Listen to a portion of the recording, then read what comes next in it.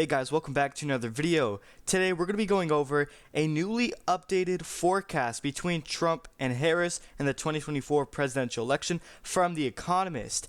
And now they have Donald Trump taking back the lead in which he previously just lost at 270 electoral votes to Kamala Harris's 268. And we're going to be taking a look at a deep dive in this newly updated forecast and how the 2024 electoral map looks like based off of these numbers. But before we get started, make sure you guys are subscribed as we are approaching 4,000. Click the bell so you don't miss out on my content. Press like button, share this video, as well as we do have memberships. If you are interested, you can find the links to that in the description section. Now, it is clear that Kamala Harris has indeed put the Democrats back in play. She is performing better, obviously, than Joe Biden, even though she did not, receive a single vote in the primary. She was handpicked and chosen.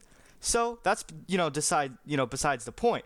But in terms of the national polls, Kamala Harris is still leading Donald Trump by 2 percentage points according to The Economist forecast, 48% to the former president's 46%. And now she can still win the popular vote realistically by a couple of percentage points and still lose the Electoral College, just how Hillary Clinton did exactly in 2016. Hillary Clinton won the popular vote by roughly 2 percentage points and lost by over 300 electoral votes to Donald Trump, obviously. So yes, there is a reality in which Trump loses the popular vote by a couple percent, but still manages to, win the election, even maybe getting surpassed 300 electoral votes as he once did in 2016.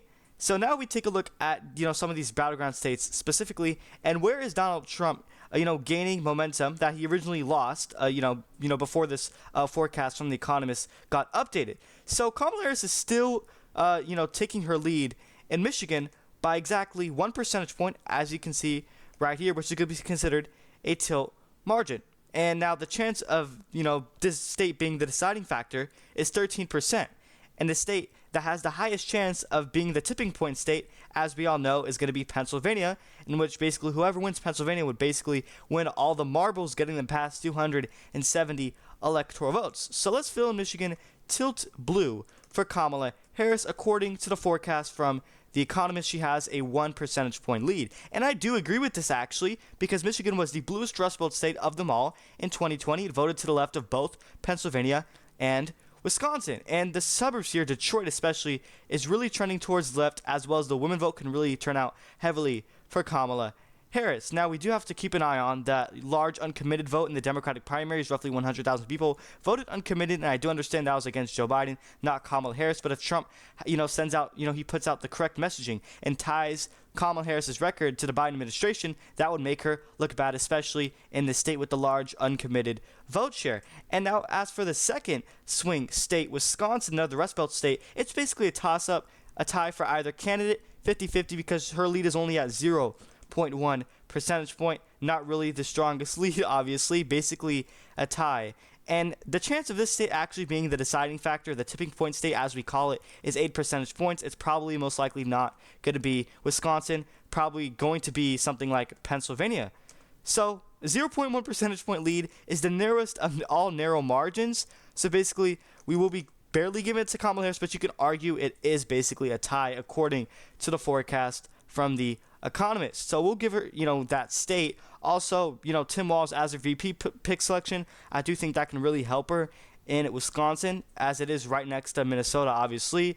And Tim Walz can really help her with that region on that aspect. And now, as for the third swing state, is going to be Nevada, in which Donald Trump right now has a slight lead, similar to Kamala Harris's lead in Wisconsin of 0.2 percentage point, obviously under a percentage point. And this state will be nowhere near the tipping point state, as it only has a 3% chance of being the deciding factor. As I mentioned, it's more than likely going to be Pennsylvania. A lot of people can agree as well. So Nevada's going to be tilt red for the former president. And now, in order for him to flip the state, obviously he's going to have to more than likely flip Washoe County, as well as have skyrocket turnout in the Vegas area or Clark County, a Democratic stronghold that really prevented Trump from winning the state in 2020 and in 2016 as well. And now Joe Biden actually did not expand on Hillary Clinton's lead or, margin in this state in 2020. And that is literal evidence as to this state is really trending to the right in terms of demographics.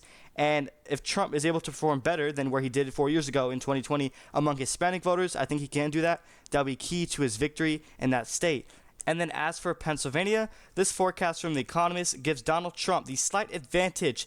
I believe this state is basically the updated one in which it now, has Donald Trump winning the election by 0.4 percentage points in this state. And yet again, Pennsylvania has the highest chance or probability of being the deciding factor state, the tipping point state, as we would call it, at 26% chance, the highest out of any other battleground or swing state. So as of right now, Donald Trump has the slight edge or advantage over Harris in the state of Pennsylvania. I do think I would not be shocked if Pennsylvania is actually the reddest of the three, Wisconsin and Michigan, in this election. Now, don't get me wrong, Wisconsin is expected or should be the reddest Rust Belt state of them all. But the reason why I could see possibly a reality in which Pennsylvania actually votes to the right of Wisconsin, which is unusual. You don't really see that, is because obviously Trump got shot here. Butler County is next to Pittsburgh. If he is able to get high turnout in that area, as well as the Philadelphia suburbs as well, and possibly flip Erie County, as well as run up the numbers in Sedgwick County and flip Northampton County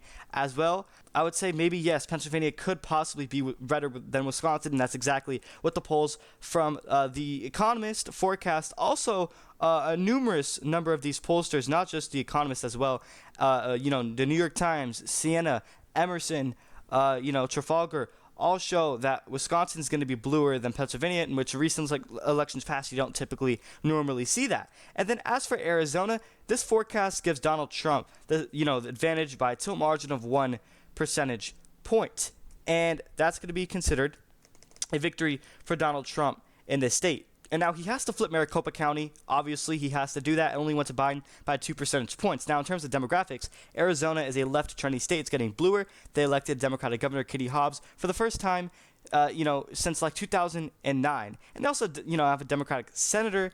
And so statewide, don't be surprised in the future if Arizona keeps electing Democrats up and down the ballot. And also, you have a lot of McCain-style voters, the neocons, the establishment party of the Republican Party in Arizona. A lot of them broke for Biden in 2020 because he was seen more as a moderate candidate. And Kamala Harris is not seen as that. And I can't see reality in which the McCain voters, just how they broke for Biden in 2020, they would do the same thing for Kamala Harris. I just don't see that reality. I think a lot of them can go back to Donald Trump, especially considering the border crisis as well. And then you have a state like Georgia, in which The Economist gives Donald Trump the lead of 2 percentage points, as you can see right here, with the state's 16 electoral votes. That's going to be considered a lean margin for the former president. And also, I do want to mention that this, forecast does not have Virginia listed out. And so I will be feeling it lean for Kamala Harris because we don't have a lot of polling data from Virginia, but the latest one shows her with a 5 percentage point lead, which is not the greatest. And also the governor here who endorsed, Donald Trump for president, Glenn Youngkin, who's very popular, is trying to he's trying to mandate a paper ballot on election day. And that really can benefit Donald Trump. Paper ballot voting only, I should say. And also, Georgia legislators and lawmakers are really trying to pass, obviously, all absentee ballots have to be put in by 8 p.m., and that also can go to Donald Trump's benefit, and that means his state will be called faster, possibly on election day or election night. And then you have North Carolina, which this forecast from The Economist gives Donald Trump a lean margin lead, that's the rating, by 3 percentage points. Now, believe it or not, the state's actually getting redder. It's not getting bluer. Republicans are taking, if you take a look at, voter registration, Republicans are seeing significant gains in terms of new voters that they never got in 2020. And basically, this is the finalized updated map, new version from this forecast from The Economist. 287 electoral votes for Donald Trump to Kamala Harris's 251. Yet again, in Wisconsin, it's basically a tie. Her lead is 0.1%, so realistically, we can leave this as toss-up for now. She's actually only going to get 241 electoral votes. But then you can say the same thing about Nevada. Donald Trump's lead is actually only 0.2, so then he only gets 281. But obviously, that's not how it works. We'll give Wisconsin tilt for Kamala, and Nevada, tilt for Donald Trump.